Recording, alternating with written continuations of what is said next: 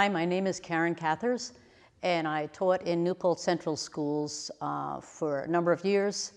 And I began teaching in the 80s and 90s when it was a really exciting time to begin teaching. It was an exciting time because we were taking everything that we learned over decades from Piaget and other great thinkers about learning, and we were utilizing it. We were using writer's workshop, reader's workshop, authentic learning, authentic assessment, authentic research. We were using writers' journals, writing in journals. We were using literature in teaching in our English language arts. We were using real authors and Caldecott winners and Newbery winners. It was a great time, especially living in a college community where we could utilize the expertise of the college community. In 1989 was the first education summit, and this was a summit that was called by the corporate leaders in the United States, where there were concerns about the workforce. And it was a legitimate concern, but the problem was that no educators were invited to this educational summit. It was 50 governors and corporate leaders, business leaders, but no educators. And so what they ended up with was a business model rather than an educational model. And this was the beginning of No Child Left Behind, the legislation which was formed later. Then I saw happening in my school, every staff meeting, every teacher training was about improving student learning, which is basically improving scores. Everything was about improving scores.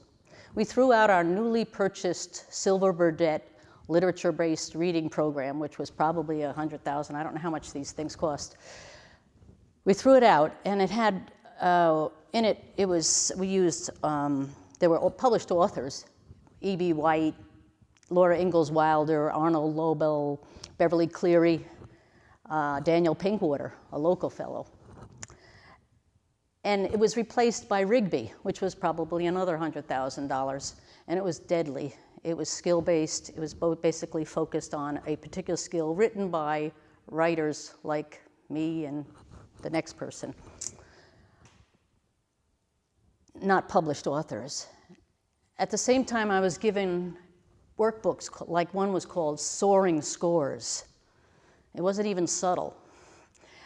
And it was a social studies prep materials. It was out of context, it was boring, it wasn't aligned with our curriculum. We had another one called Blast Off, which was for our ELA program, another workbook, also out of context, but working specifically on preparing for tests. I had to try to use all these materials because my supervisor, my school administrator, wanted to see me, observe me using these materials. At the same time, I was trying to do what I felt was right, what was educationally sound. I found it exhausting. I found that I couldn't do it. It was just, the pressure was just beyond comprehensible, how I could do everything that I knew was right at the same time doing what was coming down the pike. I felt that I was in the business of oppressing children. I was boring them. I was holding them back. I was making them hate school. I was no longer creating lifelong learners. The situation has only gotten worse with the Race to the Top legislation and APPR. The teachers and school districts are just under extraordinary pressure. Schools that are already close to bankruptcy are now having to buy materials to prepare students for the test, to prepare the teachers for preparing the students, prepare the principals for evaluating the teachers who are preparing the students. All these materials, it's a multi-billion-dollar business. Pearson, the leading educational materials, we purchased from Pearson, it's the leading education material producer, made $9.5 billion in 2011. This is a multi-billion-dollar business. I've met a teacher, a kindergarten teacher in Kingston City Schools, and I said, how are things going? And she said, oh, Karen, you can't believe it. Every meeting I go to, someone asks me, and what are you doing to prepare your students for the 4th grade ELA? She says, I'm teaching kindergarten. And she says, I can't stand it. I've never met a teacher who thought this was educationally sound, that this was pedagogically sound. No teacher that I've ever met has felt this is a good thing for our society. In Kennedy School in Kingston, it's an urban school, the most important event of the year is the spring concert. In the beginning of this, Kingston administration, the administration of Kennedy School, decided to cancel the concert so that they could have more time for preparation for tests because the rehearsals were interfering with the time. And the parents and the grandparents flipped out, of course. It was too late for that year, but it didn't happen again. They were taking away something they shouldn't have taken away.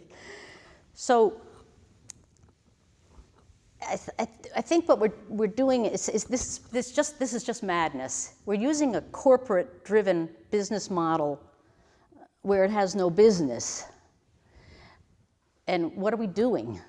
Why are we doing this? And we need to think about why we're doing it and what are we doing. Hi, I'm Nancy Jacobs, and I'm here with my son, Zev Cohen. Zev has an IEP for auditory processing and dyslexia, and has tested in very high intelligence on all of our neurolinguistic testing throughout the years. But the school testing throughout our school experience has been very frustrating.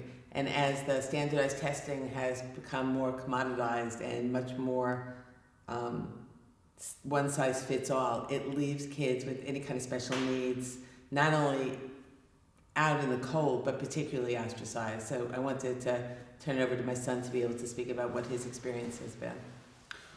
Well, as my mom says, I have an IEP, but my whole life has been where I'm a smart kid, and I know that. And I've been told that my whole life, but I've also been tested in such a way that it shuns or it doesn't reflect good on how well I know things.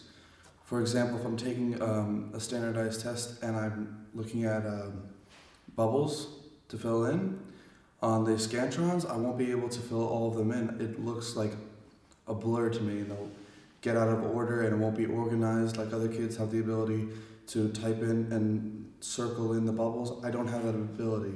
So sometimes if I get 2 or 3 questions wrong, I might fail a quiz or I might fail a test just because my visual acuity of the sheet doesn't have the ability to actually see what's there. So I miss.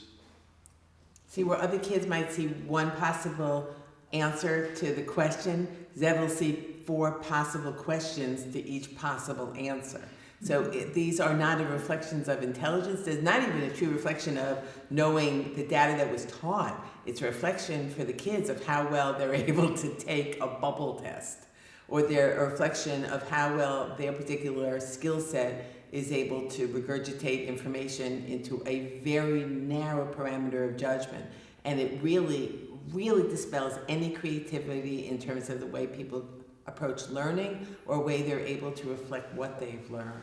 And when I'm taking a test and I'm reading it, sometimes I'll zone out. I won't be able to actually read what the question's asking me. However, in class, when I'm talking to the teacher or when I'm engaging in class discussions, I'm very engaging and I'm able to interact with the teacher and the other kids in class and be able to show off or to be able to present what I know in a correct context. But when it comes to testing and I'm actually sitting down, writing, looking at the questions and being able to comprehend what the question is asking me to the answer, I don't have that ability. I usually zone out or I get distracted or I don't read it correctly or something is blocking me from being able to fill out the test correctly and being able to do my best in the test and my highest performance.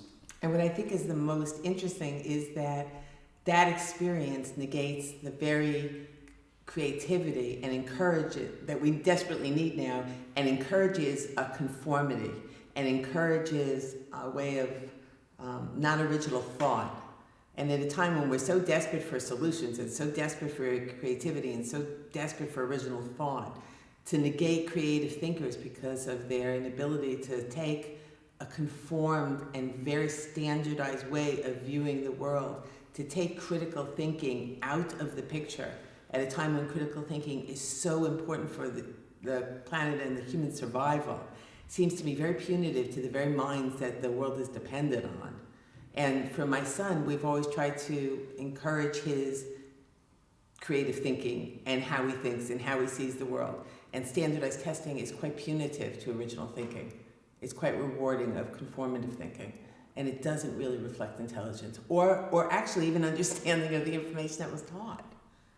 Yeah, so, I mean, my whole life has been learning and being able to use what I learned into the context of what I do in life, whether it's musical, visual, being able to be creative outside of the classroom. But when I learn things in the classroom and I'm able to apply them into my life, I'm learning. But when I'm learning things in the classroom and I'm not being able to present what I learned in the classroom on a test, it doesn't excel, or it doesn't help me move forward. It just brings me back. My name is Matthew Meili. My daughter attends New Paltz Middle School. We've lived here for almost 20 years. New Paltz is a community that celebrates diversity, creativity, society, and the environment, many of the reasons why we moved here in the first place. I believe public education needs to reflect these values. I'm concerned that standardized tests and their inflexible grading is destructive to the way some children naturally learn. I believe in accountability and evaluation, just like any other profession. Communities must be confident that their children are getting the best education possible. I am a designer, illustrator, and sculptor. I've learned to understand math through real-life application, not because my teacher kept spouting the same formulas over and over to me. I appreciate the Common Core focus on constructivist learning. However, the format of standardized tests contradict the best way of learning. I appreciate the Common Core focus on constructivist learning. However, the format of standardized tests contradicts the way of learning. I have some questions about government and corporate accountability. Will government be aware of the makeup of every classroom, every child, and their individual needs as they review these results? Will testing account for individual abilities and challenges? Children who think musically or visually, how will this be quantified? Every district has students that have not been classified for one reason or the other, including financial restrictions and parental decisions. These students are placed with specific teachers because of that teacher's talent and ability to effectively instruct challenging inclusive classrooms. These students may show tremendous progress throughout the year, improving both socially and academically. Standardized tests are not constructed to take this into account. How will Albany review a student's results accurately if that student is obviously challenged but not yet classified? How will it be possible for a classroom teacher to get a fair evaluation with a rigid grading system in place that won't see a student's true progress unless they are labeled by filling in a bunch of circles correctly? How will our school system protect these talented, hardworking general ed teachers and their students when Albany is looking at one set of numbers, not an entire classroom dynamic? There are aspects of learning that simply cannot be quantified with paper and pencil or a computerized test. I value these unquantifiables. Is my child inspired to search and learn on her own? How will this be measured? Will Albany truly understand the makeup of every child, their needs and abilities whether they're classified or not? It seems like some of our best general ed teachers will be scapegoated specifically because of their gifted abilities as effective educators. The academic makeup of every student in each classroom must be known in order to have accurate scores and accountability. This is an incredibly important issue that could cost talented teachers their jobs. During this era of standardized testing and horrendous budget cuts, you must make sure that all your truly talented teachers and their students are protected and graded fairly. I believe in public education, but I do not believe in devaluating diversity. So I am Stephanie Santagata Wells. I have taught high school English and language arts in Highland High School in Ulster County for 18 years. I've held several leadership positions as a teacher, and for the past 9 years I have also been the Regents scorer trainer at Ulster BOCES for the high school English teachers in Ulster County. I'm also a parent of 2 elementary children. And over the last few years, since the advent of NCLB, I have witnessed a distinct shift in the purpose of testing. And at different levels at this moment in time, I think it is still in flux, it's still moving. At the high school level, I don't see it quite as detrimental yet as it is at the younger levels. But we've definitely seen a move in the testing from it being diagnostic and at least purposeful, and to how to improve instruction and how to help young people develop into more of an evaluation of the teacher specifically. To the point where, for example, the 8th grade ELA test is highly secured. We can't look at the past exams to decide upon how to improve instruction.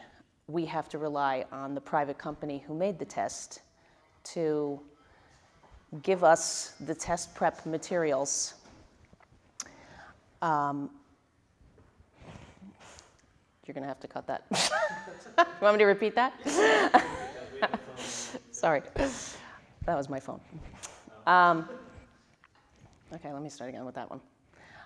To the point where we've seen now that the 8th grade ELA, for one example, is highly secured. So we can't access the old Regents exams or those old exams for the purpose of letting the students use them to study, to build up a skill set, which of course is still teaching to the test and seems very artificial and inauthentic. We have to rely on the private company to provide us with the prep materials, which is a huge expense for each district.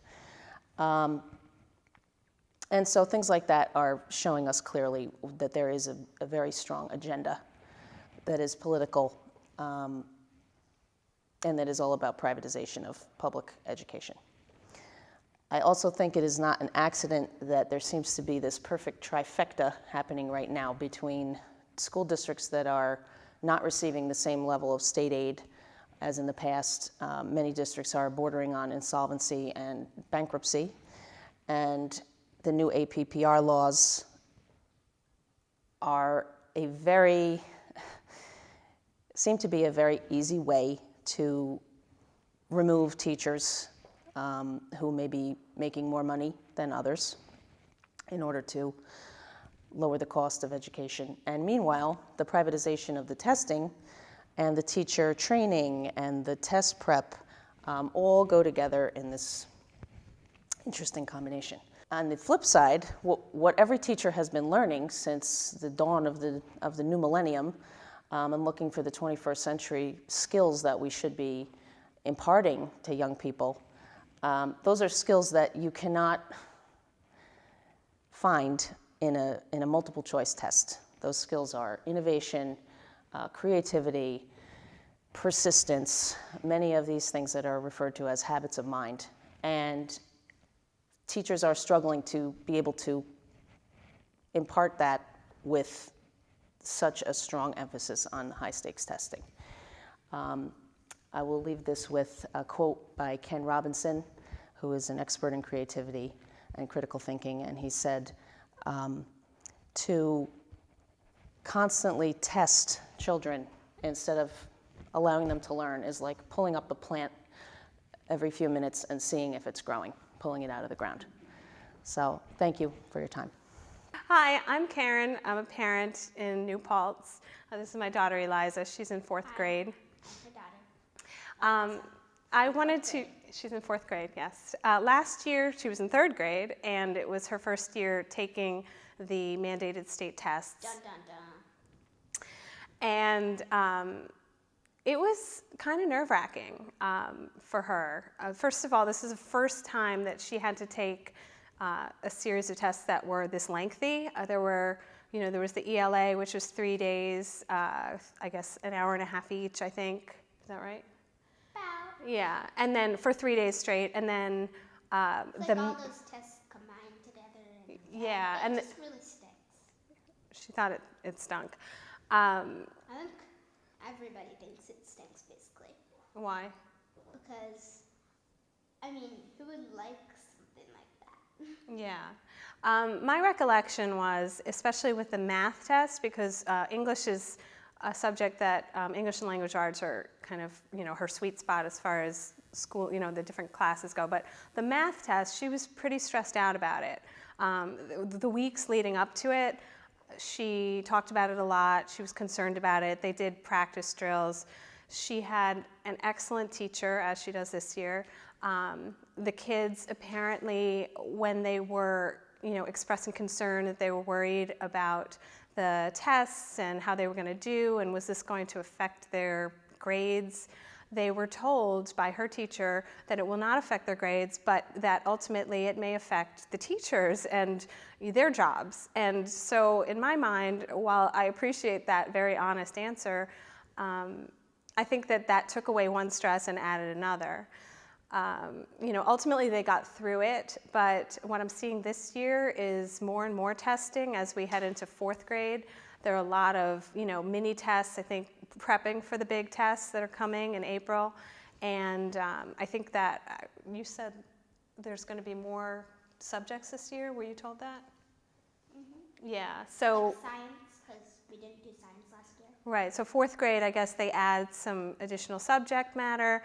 I'm just concerned about the stress that it's putting on our kids. I think in many ways Eliza's a typical kid. As her parent, with these things, she's, she cares a lot about these tests, as I think most of the kids do. And on the one hand, I think it's great that, I have a child who really wants to excel in school and pushes herself. But on another hand, a kid like that who really, pushes themselves to perform well, puts a lot of pressure. She put the stress on herself because she worried about it so much. And I just worry, just the whole way that this testing increasingly, this testing environment that we have in our schools, the effect that it's going to have on our kids with other skills that they're going to need as they move forward, the critical thinking skills and the creativity skills and those kinds of things are going to get sacrificed because the teachers are being, the whole system, the administrators, the teachers, the school itself is being judged on how well our kids do on these tests. And it feels very myopic to me as a parent. And I do worry about not just my daughter, but all the kids and the effect it's going to have on them as they move forward. And finally, we're blessed. We have a really terrific school system. The kids, all the kids I know love school. And I just worry that as we move forward with these tests and they get increasingly more elaborate as the grades go up, how that's going to affect our children's love of schools and what their, once the teaching to the test and how that's going to manifest itself as we move forward into the upper grades. So these are my concerns. I think that, we're in this small community and we talk about these things a lot, but I think this is just, just one small section of what's happening all around the country, and it worries me. I feel like we're going in the wrong direction. Did you want to say something? You have a tiny microphone. I do, yeah. That's all I'm Do you want to say anything about the tests and how you felt about it? Well, I don't really like it very much. That's all I have to say. I'm going back to my book now. Okay, thank you. My name is KT Tobin, and I am a parent in New Paltz. I work at SUNY New Paltz as a policy analyst, social researcher, and also teach in sociology. And I am the former vice president of the New Paltz School Board. As an educator, I'm seeing more and more of my students, my college students, who would like to just hear what they need to know as opposed to build their skills as being critical thinkers. They just want lists of what they need to know so they can regurgitate that in a test. And I see this as a problem. I see that it's not a learner that wants to expand their critical thinking skills. It's a learner that just wants to memorize and spit back what a teacher has spoon-fed them. I don't use what I call multiple guess exams in my classes. I use long answer and essay form, and it's not always so popular, but I really think that students need to demonstrate their creative and analytical skills, and they can't do that with a multiple guess test. So that's what I'm seeing at the college level. Why is this happening? Why are we developing learners that are more attuned to standardized tests as opposed to critical thinkers that can apply concepts across problems and idea areas?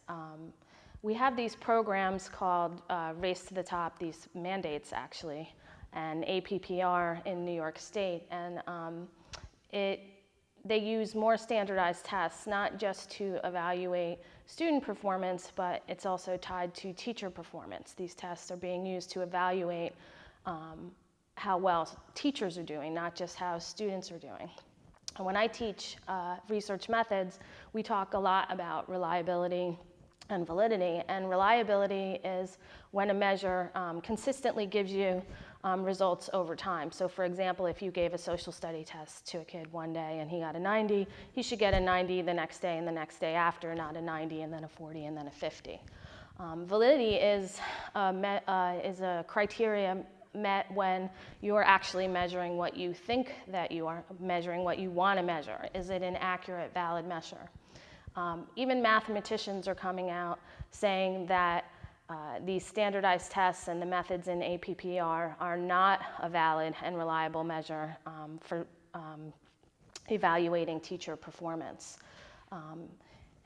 Remarkably, these tests, this way of evaluating teachers doesn't even have what we call face validity. In other words, does it really reflect what we in the everyday world see? So it's coming up with ineffective ratings for teachers we know are excellent teachers and vice versa.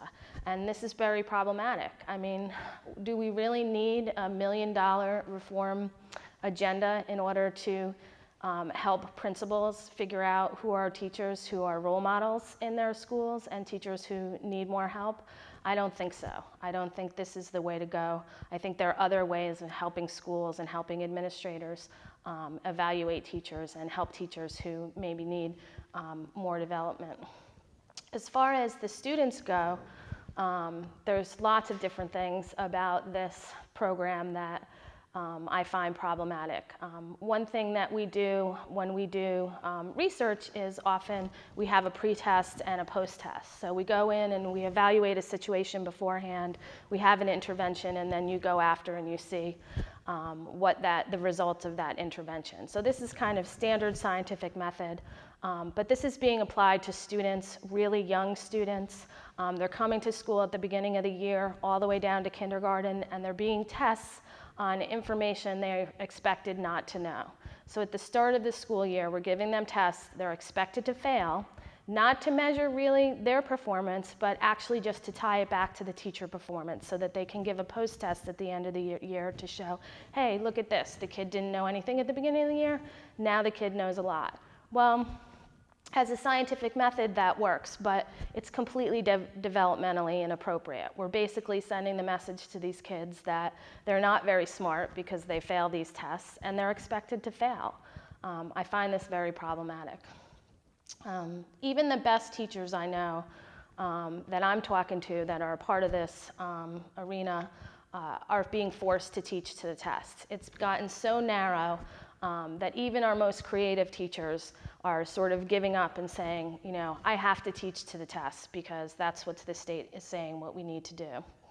I'm not against performance measurement. I'm not against accountability. I just don't think that this is a proper way to do it. I'm in a discipline, sociology, where we for a long time have discussed the merits and the weaknesses of quantitative and qualitative data.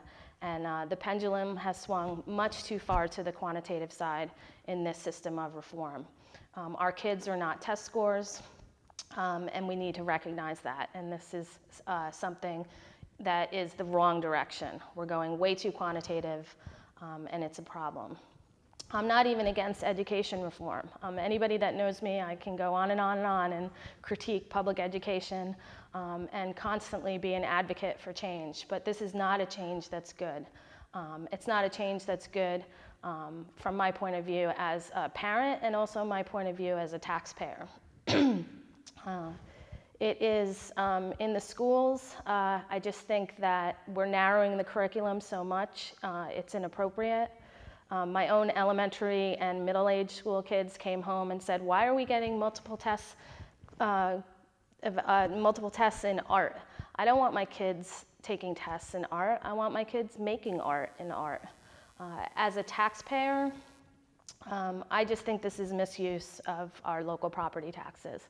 We're literally funding, actually funneling our tax dollars to this testing industry, which is $1 billion industry.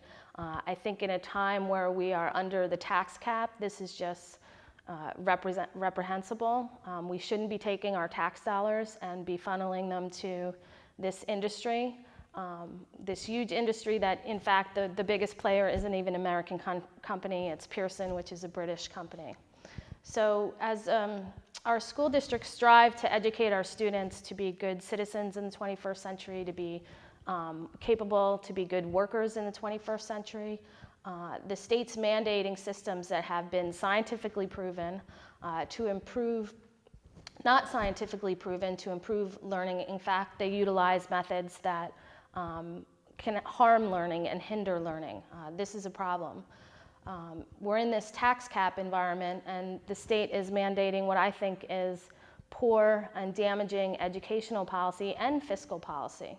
We're in an arena, I know when I was on the school board for 3 years, with the push of the burden to pay for our schools from Albany onto local taxpayers, a number I'm not proud of, we let go of almost 70 teachers and staff while I was on the school board.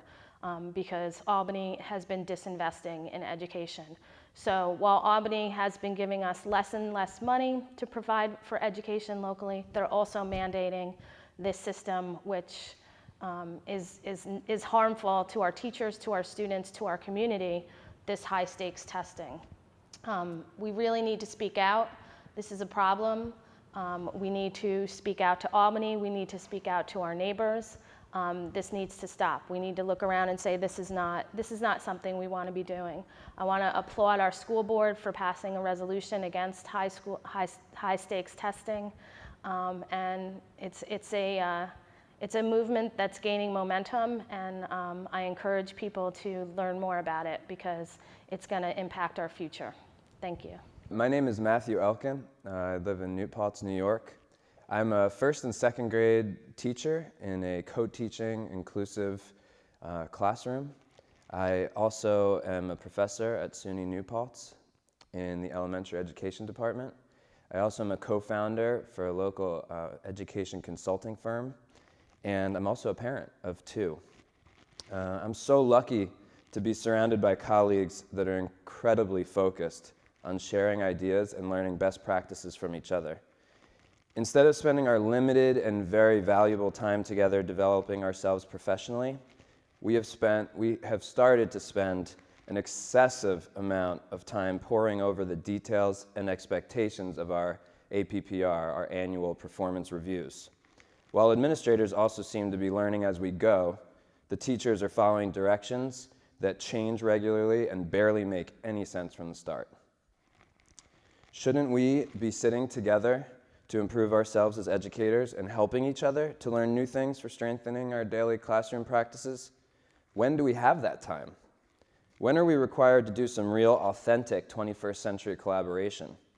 Our time is now spent stressing over how many points we need to have for scoring our 5 to 8-year-old students on 4 end-of-year assessments. We talk over and over again about whether or not our ideas are rigorous enough for the district and the state, while we are not even test makers. We debate whether or not our class will succeed on the assessment so that we can get a personal rating of being an effective or highly effective teacher. There's been the image that we look like a bunch of builders of a plane while floating in the sky under these new federal and state mandates. But now I really think that image should look more like a bunch of skilled teachers crammed into a hamster's wheel, spinning and spinning, while young students watch and wonder. While we are spinning this wheel around and around, I predict that the outcome will be failure for many of us and failure for many of these young learners. I don't understand how it's effective to have high-quality, dedicated teachers feeling like they might fail. The annual performance review expects that all students, no matter what their needs, regardless of their developmental needs or their learning needs, will achieve at the same level as all other students. If the students do not achieve at the benchmark level, I will be judged and held accountable. My job will be at risk. Children of all ages, and especially the most impressionable learners, just learning how to learn, have diverse needs. Many of these children get seriously anxious around any kind of assessment, and it is often reflected in their performance. They are kids, after all. Of course, I want every student to achieve at the highest possible level, and I will teach them to do so. However, 5 to 8-year-olds are still pretty new at this academic world, and I hate to expect more than they can even handle. I want them to love school, love learning, and think critically. And those simplified objectives are compromised when I'm worrying every day about unannounced observations, assessment scores, and scales about what test scores these children are achieving. I want to give every student a fair shot in my classroom, and I'm not sure this process will support that. At this point, the problem we are dealing with is so overwhelming that there are so many layers, so it's difficult to come up with the best solutions. One solution might be to try a widely accepted method of data collection known as random sampling. By gathering random samples from random schools at random age levels in different regions, it might offer a less intrusive way of going about this. Data would be collected for informing instruction, curriculum change, and professional development, but would not make every teacher and every student across the country, as young as pre-kindergarten, feel distrusted or watched as if they are a specimen under a microscope. I sincerely hope that we can figure out some more effective ways to accomplish the annual performance review and test-taking system that we have set up right now.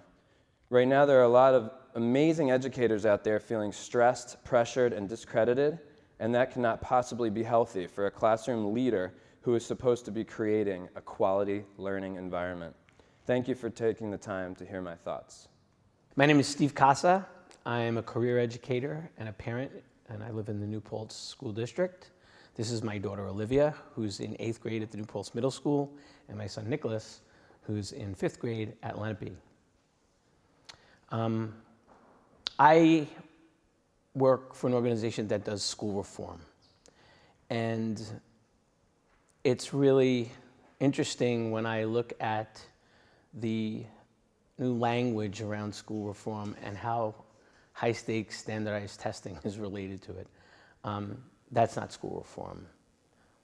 What that is that's completely holding back any kind of progressiveness in school because of the environment that's being created for the most important persons that are in this equation, and that's the students. When you have situations where creativity gets hampered and the habits of mind aren't evaluated and looked at, there's no possible way we can have the learning that needs to happen in the classroom. And the fact that teachers and educators and administrators and so much of the people that are responsible for assisting the kids in their learning are unable to because they have to be completely literal and rote based on this assessment that needs to happen because it's going to affect how they're looked at with respect to their job. Everybody that knows anything about education knows that the importance of the environment that the students are learning in is the critical piece to their comfort level and their ability to open their minds and feel able to learn. This new environment that we're seeing with these standardized tests and high-stakes testing has created such a level of stress that the kids cannot be successful as they once were. And the thing is it's really, the interesting thing about it is that the stress that the kids are definitely feeling is coming directly from the stress that they're seeing from the teachers. The tone has changed when an educator is recognizing that they're going to be assessed and evaluated based on how kids perform on a test. Their level of stress has to increase because this is not what they've been trained for, and this is not why they do the craft. They do the craft because of their curiosity and their love of learning and their love of being able to bring that to these students. When they have to be hampered and they have to be put inside a box, all of that goes out the window. What that does is that creates discomfort for them, but discomfort in the wrong way. Not discomfort that makes them better and stronger and pushes them. But what this is doing is this is really, really putting them inside that box, and it's a tiny box now. I've heard stories from my kids, from other kids, and from teachers about the stresses that these teachers are facing and exhibiting in the classroom. And what's happening is that that's trickling down to the kids. I don't need to speak for my daughter because she will speak for herself about how this has affected her. And fortunately, my son is in a situation where it's only beginning, and I hope to God that this all ends before he gets thrown right into it in the heavy way that my daughter is.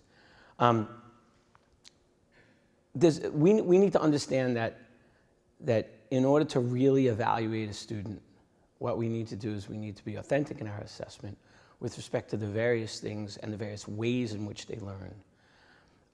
We are doing a disservice to the true evaluation of a student when we're asking to see what a multiple choice exam with respect to just the most basic level of knowledge and learning, memorization, right, evaluates. So what we're doing is we're not being fair to our kids, we're not being fair to our educators, and what's worse is we're not being fair to our country and everybody that's in it. Because if we're going to hamper the creativity and the curiosity and the ability to be open and expand and explore, what we're doing is we're just laughing in the face of everything that this country has been with respect to its ability to be innovative throughout time. This is a really, really critical thing that's going on right now, and it has to stop. I believe in assessment, but I certainly don't believe in the way we're doing it. And I certainly don't believe in putting undue pressure on adults and kids that's going to hamper and affect the most important people in our world. And I know Olivia wants to say a couple of things about her experiences and the conversation she has with her friends about this. Hi.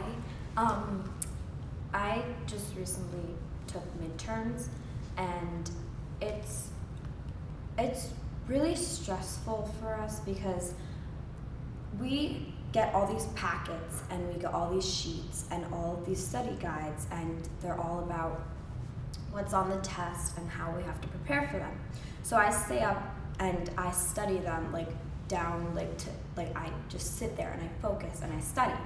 And the next week we go in and we take these tests, and I don't know, I get really bad test anxiety. So everything that I studied is just gone. It's like I never even looked over it. And I scramble and I freak out and I blank. And once we take all these tests towards the end of it, we get so tired of it and so against it that we kind of we're just I don't know, I'm guessing, I know the answer, but I'm guessing because I'm so tired of all of this. And when I get back the test grades from the ELA and the math state tests, and you look at them and you're just that's my grade. I really spent ages studying and that's my grade. It's depressing.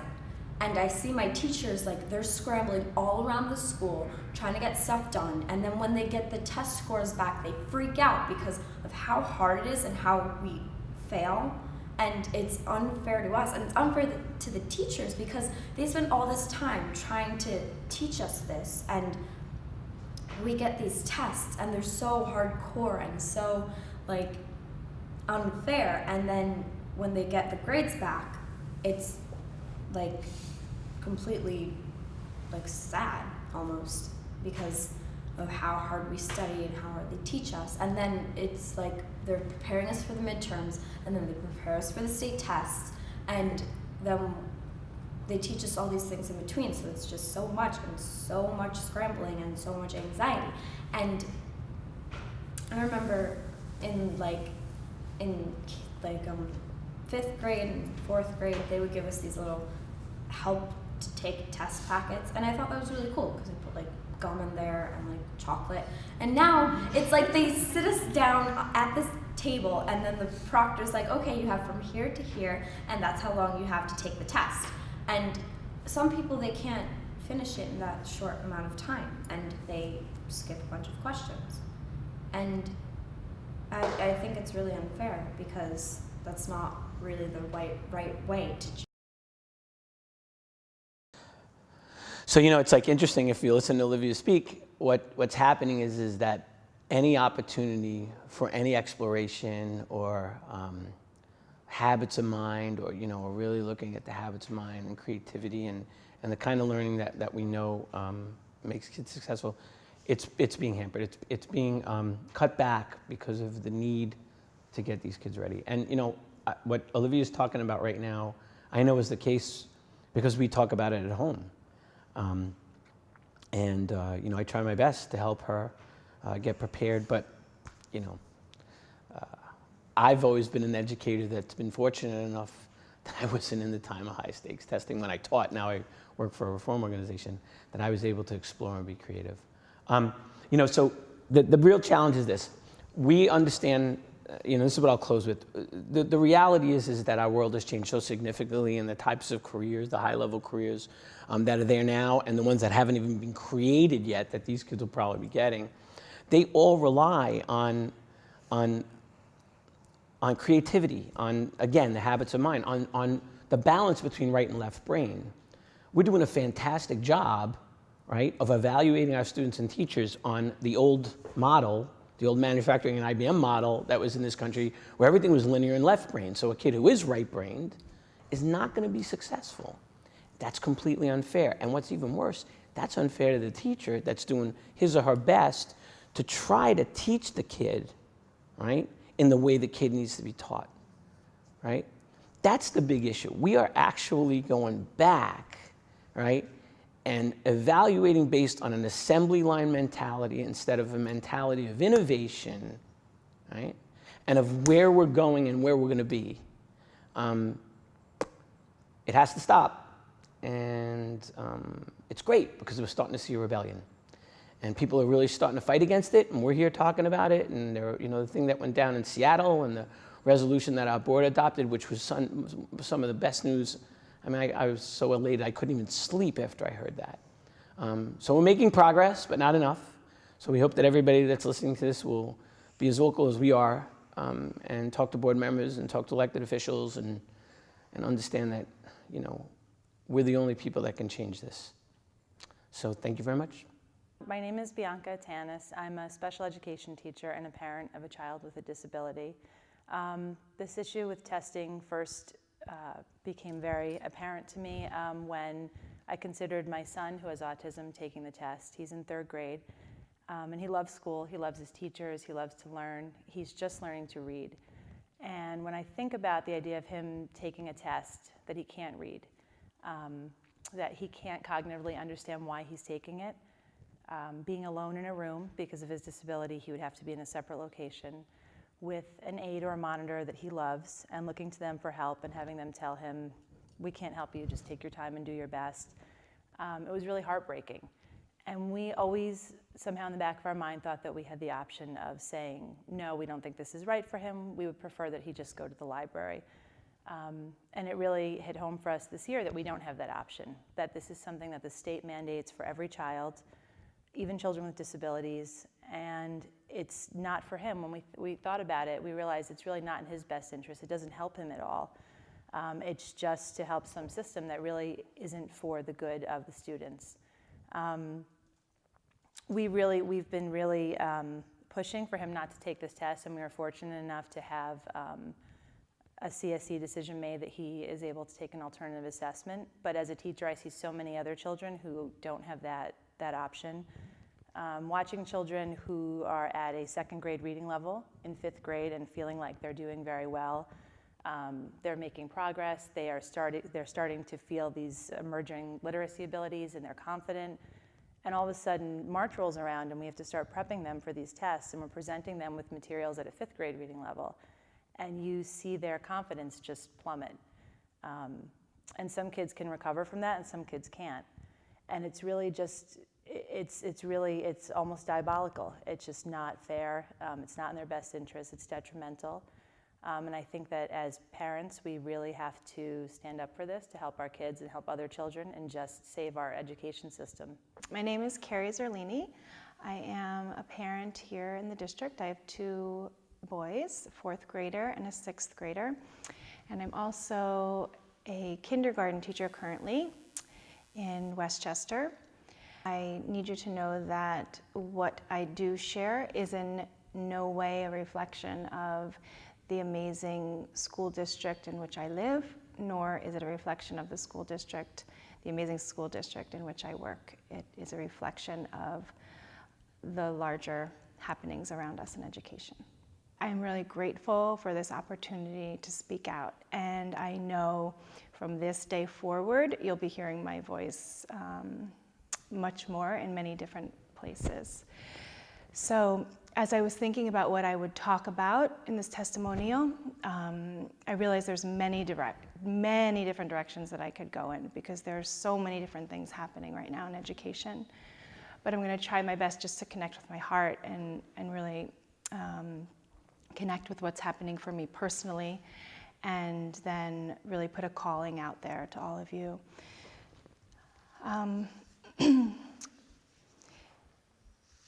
You know, we find ourselves right now in a great debacle in education, and we hear so many different voices coming from so many different places on so many different things that are affecting our educators and, most importantly, our children right now in schools. Being a teacher, a kindergarten teacher currently, I am one of the many educators who is falling under this APPR, annual professional performance review. And within that, what part of our evaluation is the scores that our children receive on particular assessments or tests.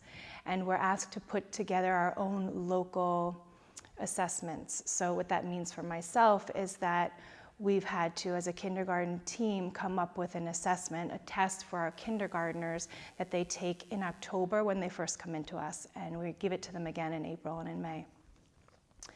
And in the beginning of the year, when we're hearing all this information and we're coming up with the assessment, I was just going through the motions and just saying, okay, this is what it is, let's do this. And so I was giving this initial assessment to my kindergartners, and it needed to be done in a small group so that I could write down what they were saying, because they're not able to write on their own and record information. And as I asked them the assessment question, and I looked down at their faces and their reactions, at first they just looked at me, and I knew that they weren't sure what I was asking them. And so I repeated the question again, and then all of a sudden they just started to talk, and they just started to say things that made absolutely no sense to what I was asking them, but they were doing the best they could in their little selves to just answer the question because they knew they were supposed to. And so when that day was finished, I sort of just reviewed things in my head, and I knew I had other children to ask this question of the next day. And I just really was just shaking my head and thinking, this doesn't make any sense. I'm asking children a question and they haven't had the information taught to them, but I'm asking it to them and expecting them to give me an answer. And just so that you know, and you can do some further research on this, this is happening in many classrooms right now. So the next day, I posed this question to my next small group. And this one little girl, and I thank this little girl because she was very courageous. And she simply looked up to me and said, "Miss Zerlini, I don't know." And so I said, okay, let me try to say it again in another way. And I asked the question again in the best teacher way that I could. And again, she looked up at me and she said, "I still don't know." In that moment, it struck me, and I looked at her and I said, "You know what? I don't know either." And she just had a big smile on her face. And later that afternoon, I went to my administrator and I said, "We don't really know, do we? We don't really know what we're doing here. And we're just going through the motions." So from that day forward, I said to myself, okay, we need to look deeper here and we need to figure this out together. We need to be courageous enough to speak up and say, "I don't know why we're doing this." And we need to figure out together a better way to assess ourselves as educators, because I do believe that's important. And we need to find a better way to assess our children so that it makes more sense. With that said, I'm taking this testimony as really a call to action to you. Whoever's watching this video, maybe you can see it as a sign of sorts to really ask. I'm going to look at my cards here so that I'm going to backtrack. I'm going to backtrack. So from this courageous 5-year-old who said to me, "I don't know," in reflecting with myself as an educator, it really led me to come back to asking myself, what do I know? What do I know, and what do I know is best for the children that I'm teaching, and what is best for me? And from that space, I realized that's what we all really need to be asking ourselves right now is, what do we know about best practice? And what do we know about what we want for our children? And we need to come from that space. Our state and our federal officials that are asking us to do certain things right now, I'm not sure that they're coming from that space. I feel that they're coming from more of a space of fear, and they're coming from a space of thinking that the children in our country are not performing to their best ability, rather than a space of what do we want for our children and how can we truly do all that we can as parents, as educators, as administrators, to do all that we can for our children. And with that said, so I call out to all of you, to all of us, to ask, what do we really want for our children? And I ask you to check in with your child's teacher and say, how are things going? How is this, how are you doing? How is this all working out for you? And even go to your the administration in your school and just check in and ask how this is all working out for them as well. Now, more than ever, it's time for us to just speak openly about what is happening and speak openly about what we really truly want, and to work together to figure out how to make that happen.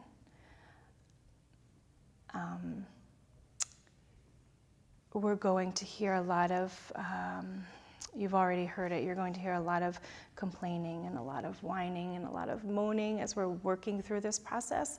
But I truly believe that if we come from a place of what do we want, and if we work together openly to figure that out together, that our schools and our communities can breathe a lot easier, and so can our children. And I'll just leave us, I guess I'll just end this with a quote by Albert Einstein, and he says that no problem can be solved from the same consciousness that it was created. So perhaps therein lies what we all need to listen to, that we can't keep coming from this same space of fear and open up to a new consciousness, a new space for our children.